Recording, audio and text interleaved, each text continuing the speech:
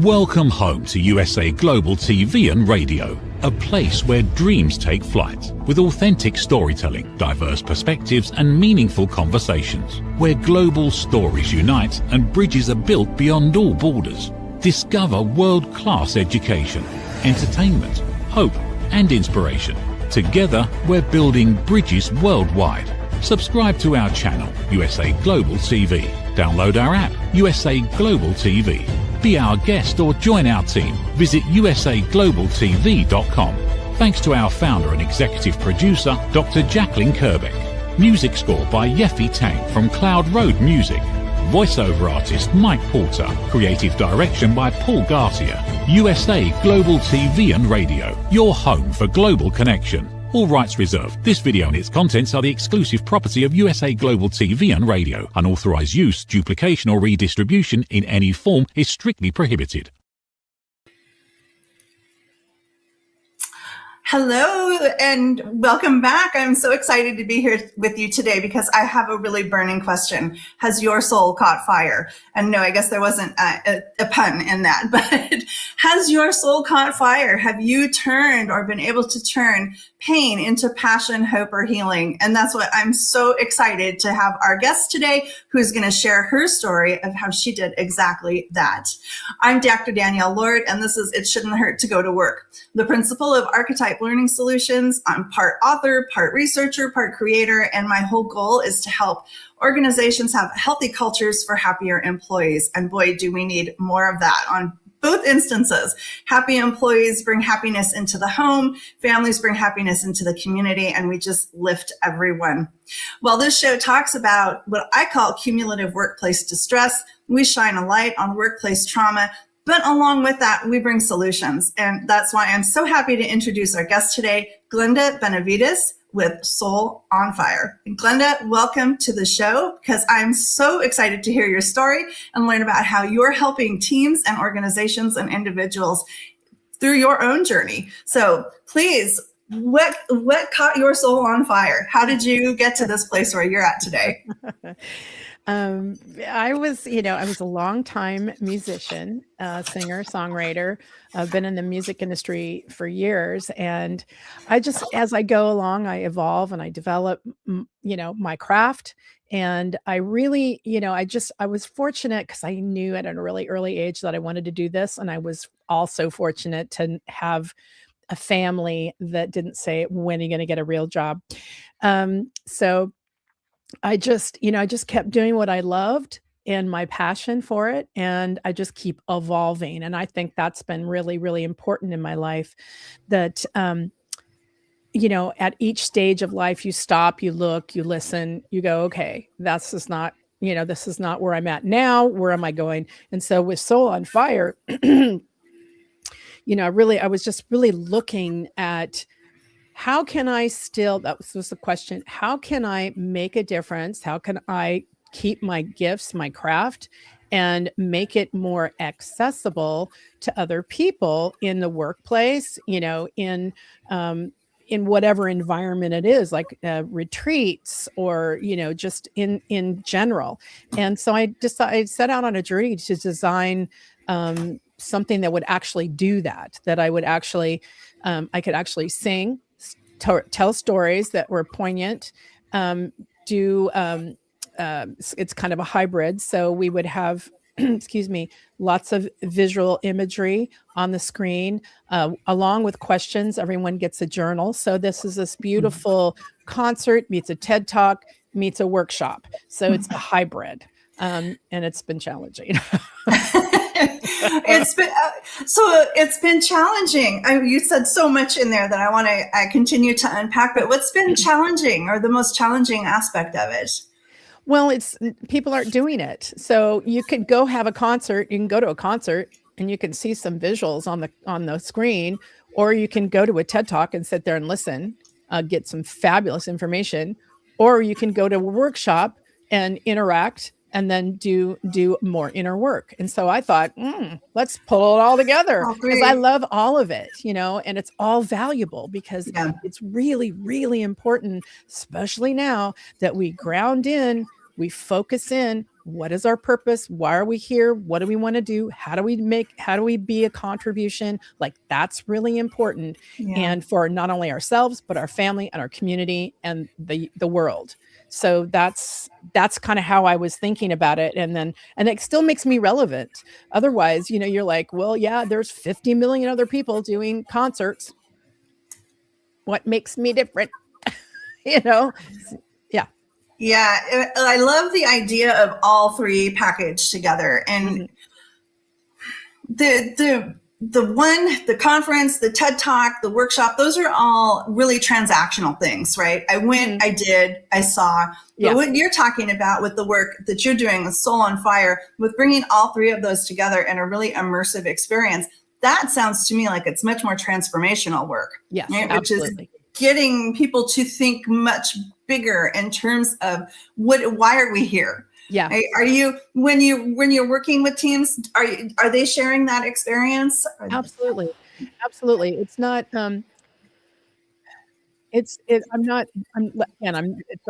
not a workshop. So we're not going to be sitting there and like really digging in, but what we are going to do is we're going to pose questions that you'll be able to write down, either take home with you or be able to turn to your partner, your neighbor, and share your ideas, or say like, I never thought about that, or I really wanted to do that, but I was really afraid, things like that. Or there's a place in the actual show itself. There's a segment, if you want to share out loud for others, you can. So we'll do that. But yeah, it is a transformational experience. So that's kind of really how I'm billing it, so to speak. Yeah.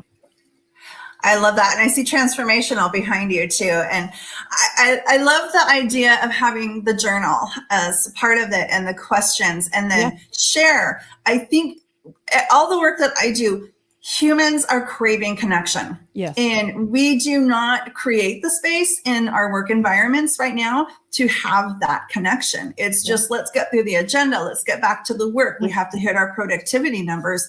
What is some of the feedback that you hear from individuals as they make those connections and they gain trust and they increase the relationships that they have with one another? I'd love to hear some of the comments and some of the feedback that you get as people have that transformative experience. Yeah, I think what I've been experiencing and hearing myself is the word inspirational comes through, and so much so that I was talking about this earlier.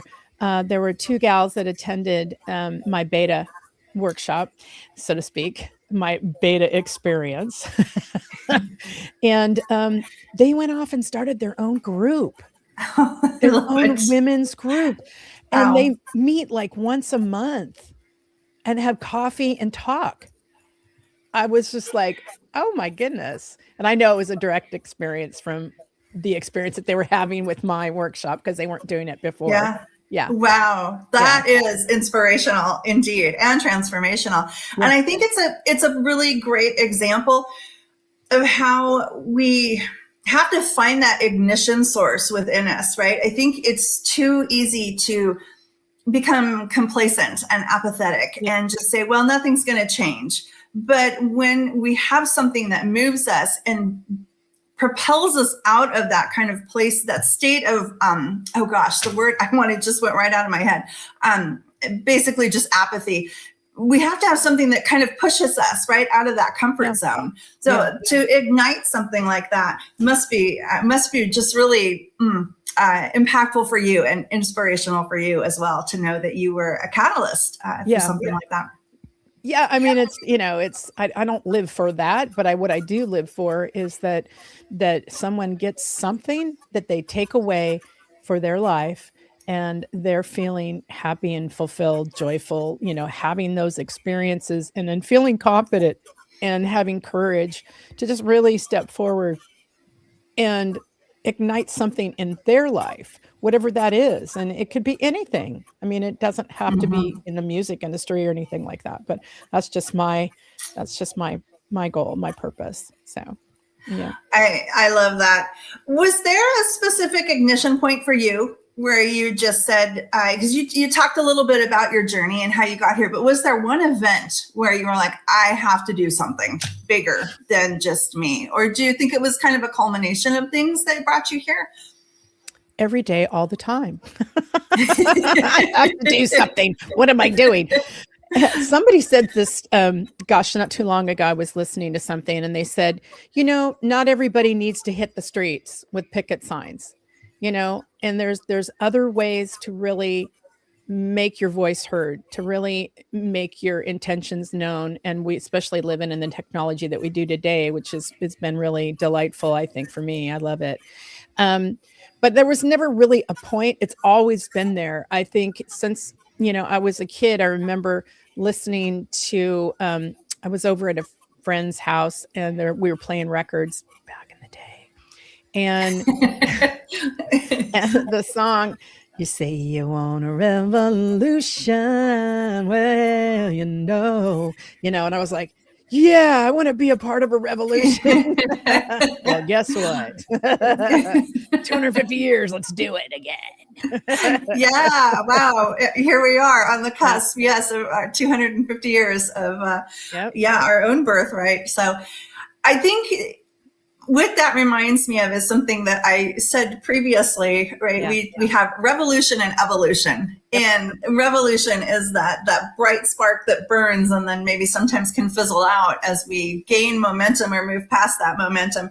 But striking the evolution of the slow change, right? And getting more people to come into something that is just as impactful, but maybe not as such of a burst or an ignition point, if you will. But how do we slowly change the mindset?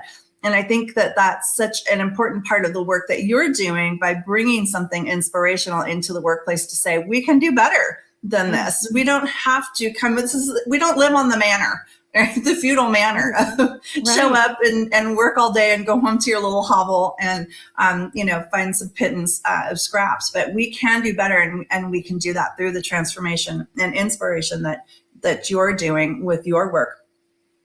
What you'd said that part of the session that you do, I guess, because we don't want to call it a workshop or a concert. So the session that you do, I'm sorry? An experience. Thank you. I love that, because that truly is what it is. Your experience. You mentioned that you tell stories. Do you have a favorite story that you like to tell, or a favorite piece that you like to bring as part of your voice as the concert part of the experience? Yeah.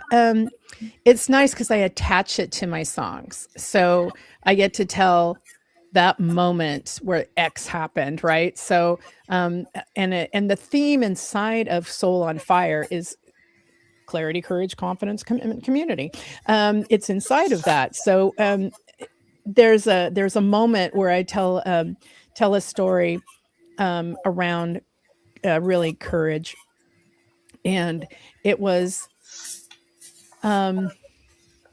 What is it? It was really around me going to the south of France, and I was in the music industry inside of the play in Cannes, and it was Meetum. It was a conference, and I was excited. I was going for my first time when I was going to pitch my music, and I was going to be famous, And so your brain goes, I'm going to really have a life in the industry, Someone's going to pick me up, And I got there, and I literally stood at the top of the stairs at the Palais, and it was huge and it was massive. And there were people from all over the world. I've never seen so many musicians in my life, or people from the industry. And I stood there, and in that moment, I realized that my career had been over 20 years ago. And I cried. I was so sad and so depressed. I literally walked back to my hotel room. And thank God I brought a friend with me, because fabulous sax player, to be my confidant kind of person, hanging out with me. And thank God he pulled me out, because I was like, I just wanted to shrivel up and shrink. And I just felt so defeated. And what I really realized was it was my mindset, and the reality was not that. And then I had to reinvent myself, and I had to find a new way for myself, and that I had to just get back in there and be brave and feel stupid and not know what I'm doing, all of that. And then, of course, I went back every year. Yeah. Yeah, wow. That does take a lot of courage. Was that the turning point for you when you started Soul on Fire, or? No. Soul on Fire happened about a year and a half ago. Oh, okay. So not that long ago. No, not that long. I've been developing it. So I'll workshop it, so to speak, beta test it, whatever you want to call it. And then I'll come back and go, I got to fix that. I got to do that, that kind of thing. So we're ready to launch. I got one more show for Soul on Fire here in the Bay Area, and that'll be probably September. So the first week of September, I'll kick it off, and I've got my PR guys right now reaching out to corporations, retreats, different places for me to come in and really help them with their leadership, with their confidence, with love, and really finding your own voice. Your authentic voice, not what you think people want to hear. It's like, what do you feel, believe? What's your passion? Yeah. Yes. I talk a lot about authenticity in my own work with employee engagement. And what I am hearing right now from so many, and I think this lends in perfectly to the work that you do with Authentic Voices, people bring their experience and they share something around a situation where they could make a difference, and they're told they're being disruptive. Hopefully in a good way. Fabulous. So, isn't that what you hired them for? Right? Didn't you hire people with this experience and this expertise and this education to come in and say, hey, there might be a different way to do this? And so I wonder, you talk about confidence and courage, and I wonder how many people we have in our organizations today who don't have the courage to say, I might not have all the answers. Yeah. And shift and have that mindset shift that you talked about as well. So it starts. Oh, we might have lost Glenda.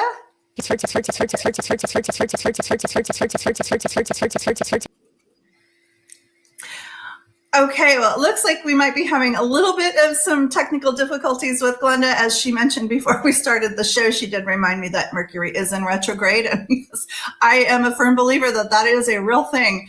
So there we go. Okay, we're back. Weird. Didn't do anything. You mentioned Mercury was in retrograde. So there we go. Yeah. Well, we should also talk. I'd love to really talk about with you and everyone about that part of being that confidence, that part of yourself, really talking about being on the ride. So, because this is a journey, right? We're on a ride. And I wrote a song called I Ride. And I'd love to talk more about that with you and how that all fits in. I would love to hear more about that, and particularly as it relates to being on an ever-present, ever-continuous journey of self-development. So yeah, maybe we can get our producer, Dr. Jacqueline, to go ahead and start that song. Great, and I'll share more about it.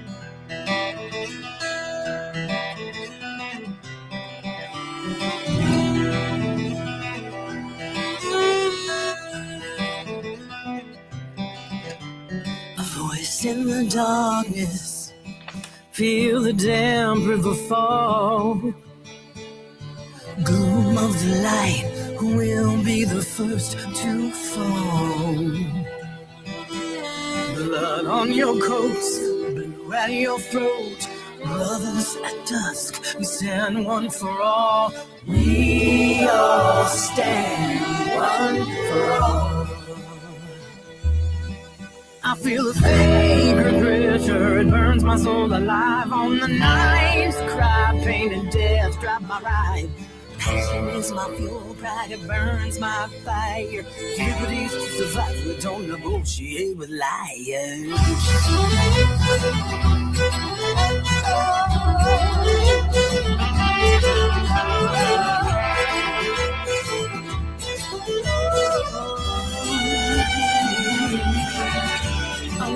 Life's a text, this will come to pass. History's a story of those who win the glory, but tonight we share a drink, a toast, and soon we're free. We give our lives and turn for something more we earn. So I wrap up in silence. I light the lamp to call, and here's one last kiss on my lover's lips. There's one more fateful ball. And I ride for all our lives. And I ride for all our lives. And I ride. And I ride. And I ride for all our lives.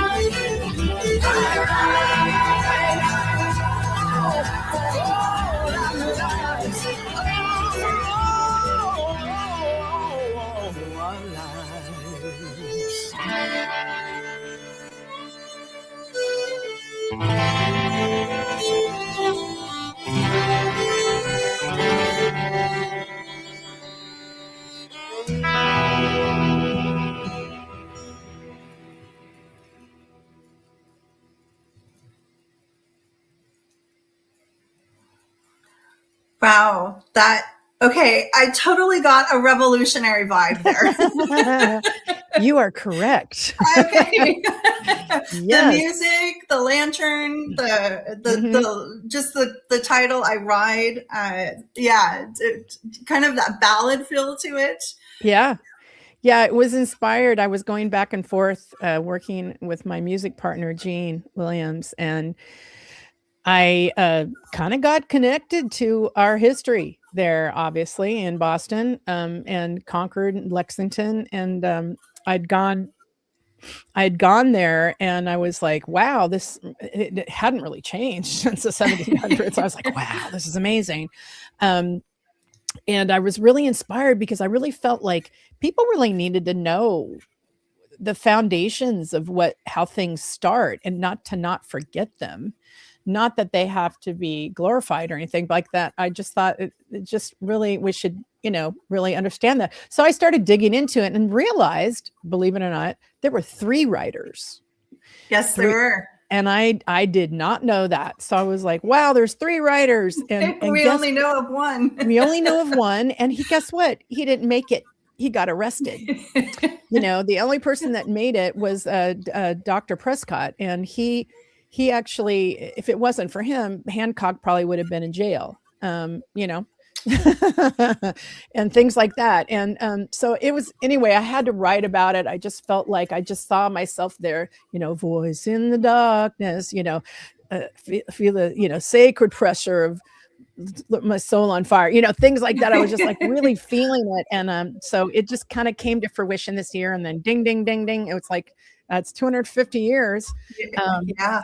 So anyway, I got it out, and it's now you can get it on Bandcamp where you guys were looking, and you can listen to it, you can buy it. And then if you want to go to my website, go to the newsletter, you can kind of stay in touch with me. You can also, I can update you on what's happening, especially with Soul on Fire and things like that. And this is the fun part. You get a certificate that says I'm a writer. So it's really, nice. Yeah, I've had people share it with me. They go, I love this. I'm a writer. I'm a part of a writer. I'm on the ride. Right. And that's part of, yes, exactly. Become a writer. Become a writer and start that revolution, and that revolution or evolution, no matter how you look at it, of clarity, confidence, courage, and community. Yes. I see and hear so much pain within our communities. And of course, our communities can be little c or big C, right? The community we create within our own small micro environment or at work, but also the big C community. When you're out in the public, I hear so frequently now people saying, I don't want to leave my house. I don't want to go to the grocery store. I don't want to go anywhere. And I think, how we have lost that sense of community and connection with humans. And it brings me to a line that I picked up when your song was playing, was something more we yearn. Yeah. And it's that missing piece of community that you speak about. And where else are you seeing, are you seeing like kind of the same things I'm seeing? Are you seeing that yearning for something more in other places? Did you feel it when you were in Boston and there was still that history that is alive? Or where else are you seeing kind of that loss of community or the sustained community? Yeah. I think a loss of community. And, of course it started with COVID, and then it's a practice, it's a practice that we all have of feeling afraid, and most people their faces are in the news all the time, and that seems real, and it's real for them, and it's not. And we have to break through, we have to, break that down, break through, and just really hang on to who you are, be out in the world as much as you can, and create community. That's the only way we're going to get through this. And the Patriots knew that. They knew that their neighbor, they needed to know their neighbor, and because they're going to be there for you when the house burns down. And we don't think like that anymore, until something really bad happens. And I think if we can head off that at the pass, get on your horse and ride, man, and just really be there for you. It's not only yourself. That's, I always say, foundational. It's got to be self. And I don't mean from an egotistical, narcissistic place. I mean, truly, am I being healthy? And what does that mean for me? And do the research, figure it out, get some help, start there with foundation, and then move out into the community or family, that kind of thing. And I think we just have to break through, just like I did at this, on the stairs in the south of France, and meet him looking down that stairway going, no, I just need to retreat, go back to my room, get really depressed, because that's where I'm going, and it felt really defeated. I really did. And, and I thank God I had a friend there to help me pull me back out and really get what my value was now. What's my value? Where do I want to go with this? This has nothing to do with anything outside of me. It was all inside of me. And it was this crumbling of an illusion of what I thought I was. And that happens in every segment of life. You got to let it crumble. I let it burn, in that hotel room. And he just gave me his hand, and I took it after burning. And then I got back up and I went back down there, and I met some beautiful people and contacts. So, yeah. What a powerful reminder that sometimes we do have to go through that series of emotions. And sometimes that includes maybe hitting bottom a little bit so that we can say, I am bigger than this. Think about in the psychology of change management, I refer to Dr. William Bridges, who says that anytime there is a change, we go through this transition where something we knew ended. Right? And it sounds like you went very much through this yourself with that ending of, the illusion that I had of who I was is no longer relevant today. And you went through what he calls the neutral zone. And so it's that gestalt of lots of different emotions. And once we move through that gestalt, then we get to a place of new beginnings. Yeah. And then we can kind of rise from the ashes, if you will, or, the burn, the soul on fire, the rider. And then we can kind of now I can reinvent myself. Yeah. And now I can get back up on the horse and ride in a new direction. Exactly. To continue, with the analogy. And you have to, I think to your point, I think you have to burn. You have to let that whole thing fall apart, feel all the emotions. And I did, because if you don't, you're stuffing it. And it's, you're delaying continuous suffering and pain. Don't do it. It's not worth it. That is so true. Then we get to that place of victim. Yeah. Right. And it's something that's happened to me rather than reclaiming right. the agency to say, I can move through this because I'm better and bigger than this. And now we create something new. And hopefully that something new is something that helps and heals rather than becomes an instrument of hurt for everyone else. So, and it sounds like and then you get to be the writer. You get to be the leader. People go, wow, how did you do that? How did you get through that? Yeah. I know you just lost your job, or, oh, I know something happened. And go like, well, yeah, I got to play victim for about 5 minutes, you know, you know, and then I got off it. I let it burn down, and then I got some help, you know. And that's really how I look at it, you know. Otherwise you just stay there and spin in this thing, you know. So yeah, it's so true. I always say, okay, this is my end date of my pity party. And up to that point, I can have as much ice cream as I want. Exactly. And then after that, it's over and it's done. Yep. Yeah.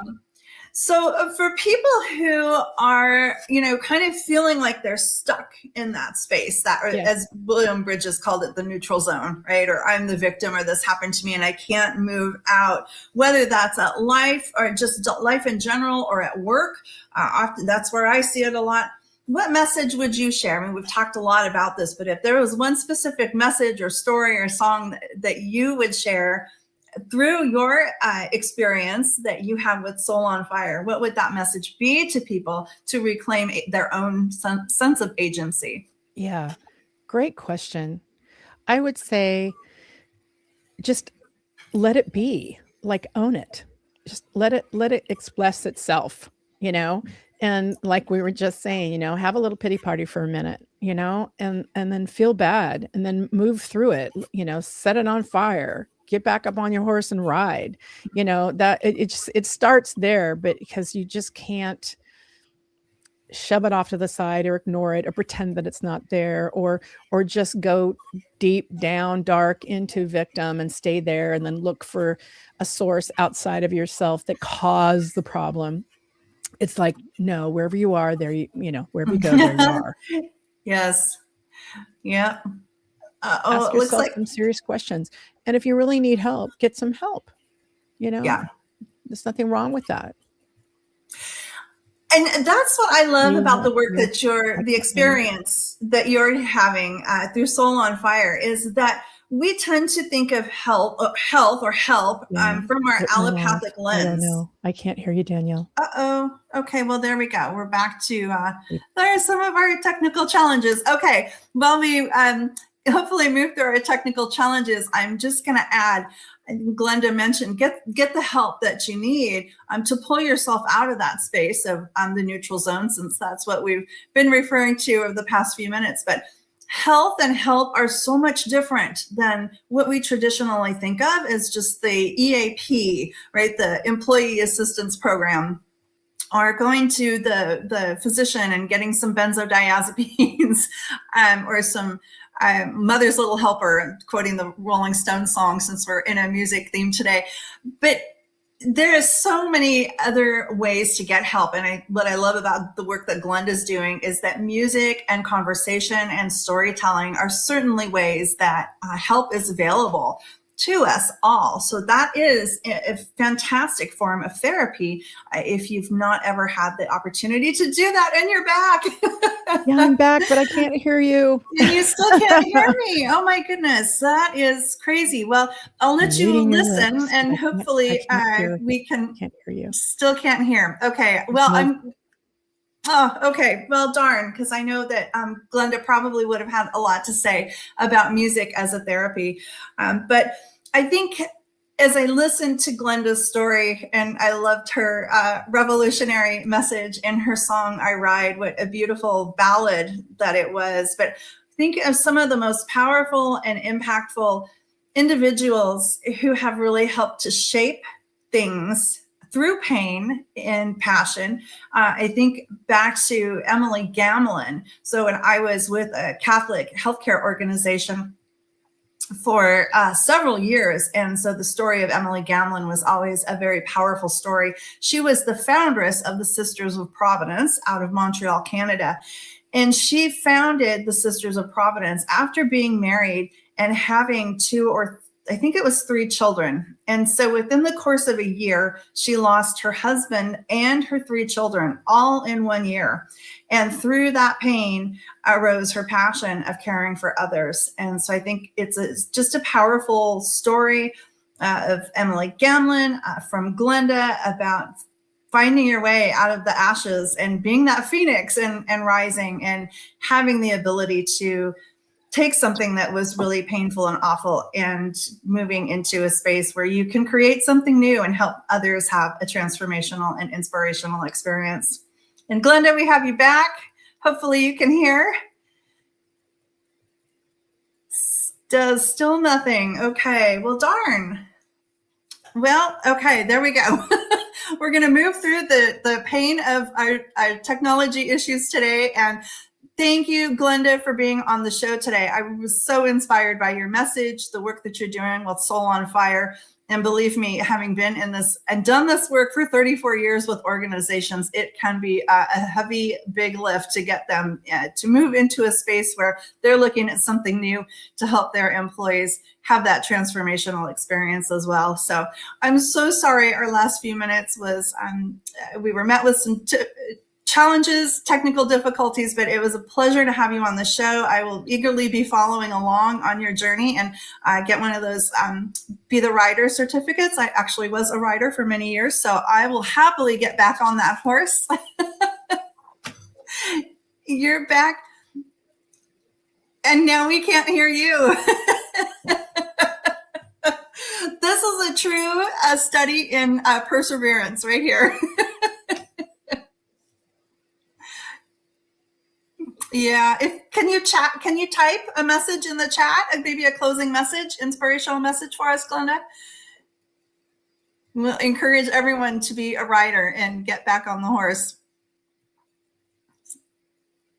All right. Well, with that, I'm going to follow up with Glenda and see if we can get a personal message out to everyone. Thank you so much for sharing your inspiring story with us, Glenda. I loved hearing how, like so many others, you created that space of moving through trauma and creating something that was uniquely profound. And we need more folks like you and like me going into organizations and helping them overcome the pain that so many people are experiencing right there at work, because it shouldn't hurt to go to work. So if this conversation resonated with you, please follow us for more episodes that we have coming up in the future. I'm hoping to bring a panel on to talk about workplace violence and women in the workplace and how we all contribute to this not so great space at work when it sometimes is painful. So please follow along and subscribe to the USA Global TV, Radio, and Family, Global TV and Radio Family, and check out my current book, Engaging Your Employees, Simple Solutions to Engage Your Team Through Heart-Centered Strategies that are simple, free, and very, very effective. And actually, part of a 5-part series that I did in June on employee engagement in the long-term care world actually inspired me to write another book. So that is Building Beyond Engagement. And it is looking at workplace trauma as the root of why we have such low engagement currently in our organizations. So we can do better, and hope to see you back next month as we continue our conversations on it shouldn't hurt to go to work and what are some ways we can move through it to reduce the pain for everyone. Until next time, thanks so much for watching, and thank you to the great guest that we had today, Glenda. I will be following along and getting my iRide certificate. So until next time, see you then. Thanks so much for watching. What if many of the problems we associate with aging are not random? What if there are identifiable causes behind declining energy, chronic disease, and memory problems? We have been told that aging is simply something we must accept, that slowing down is normal, that growing older means growing weaker. But what if that's only part of the story? Why do some people remain active and engaged well into their later years? Why do others struggle with disease, fatigue, and declining health? What is happening beneath the surface? What processes drive aging? In Aging Sucks, researcher, educator, and author Red O'Loughlin explores what researchers have discovered about why we grow older. No medical degree required, no confusing jargon, just clear explanations of what researchers have discovered about the processes that influence aging. You cannot stop aging, but understanding its causes may help you make better decisions about your health, your future, and your quality of life. Because understanding comes before action. Action creates hope. Aging sucks. End the guesswork. There is hope. How much of your value have you been giving away? Saying yes when the answer should have been no? Lowering your price to secure the opportunity? Giving more while receiving less? Over time, it adds up. Until one moment brings clarity, you've been giving away your value. This is not about working harder. This is not about doing more. It's about boundaries. It's about pricing. It's about respect. From Dr. Jacqueline Kerbeck comes a direct and necessary message. Stop over-delivering. Stop underpricing your expertise. Stop negotiating against yourself. Because when you recognize your value, everything changes. Stop giving away your value. Boundaries, pricing, and the business of respect. Available now wherever fine books are sold and on Amazon. A film by USA Global TV and Radio. Executive producer Dr. Jacqueline Kerbeck. Videographer and cinematic production Paul Garcia. Voiceover by Ed Vargas. Stop giving it away. Start owning it. Thank you, viewers and listeners of USA Global TV and Radio, for joining us today. We're honoured to have your time and attention as part of our global community. At USA Global TV and Radio, we believe in the power of authentic conversations, meaningful connections, and creating a world of possibilities together. Want to be part of something bigger? Join our team of elevated listeners at usaglobaltv.com, a space where your voice matters and your ability to listen transforms relationships. Stay connected with us across all our platforms for thought-provoking discussions, expert insights, and empowering stories. Subscribe to our channels at youtube.com/c/USA Global TV. Follow us on social media and explore the endless opportunities we're creating for growth, learning, and inspiration. Together, we're not just broadcasting, we're building bridges and changing lives one conversation at a time. For inquiries, contact us at info@usaglobaltv.com. Produced by Executive Producer and Director Dr. Jacqueline Kerbeck. Voiceover by Mike Porter. Creative direction by Paul Garcia. All rights reserved. Visit usaglobaltv.com to view our full terms and conditions.